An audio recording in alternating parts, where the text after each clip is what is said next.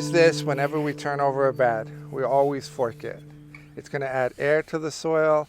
Also, I do it before I add the dried amendments, so I can get amendments down into those holes just a little bit. We're talking about a small percentage, but it's nice to have some drop and kind of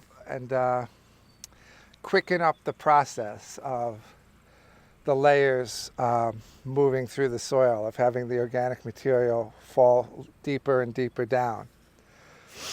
This is 30 inches, so it's the width of the bed, and it needs to be pushed down so that this bar hits the soil, right? You want it all the way in.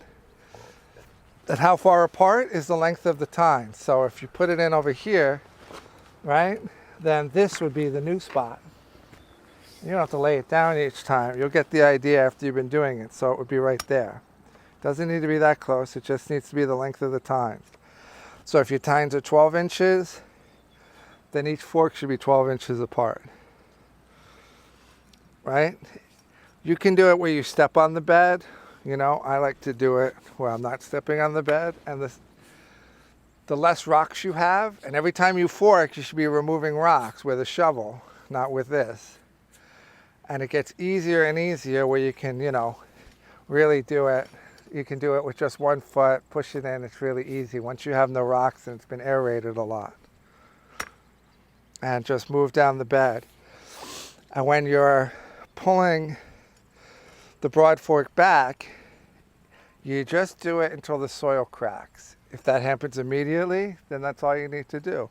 If you need to go a little lower, then you do it when it's a little bit lower. But the soil conditions would change. So it's not how far back you go, it's just whether it gives a little crack to the soil. These do not work well against rocks. So you always want to get a shovel, dig out the rock, continue to broad fork. And we do a lot of broad forking in the spring when we have more time, so that's really the time we get rid of rocks.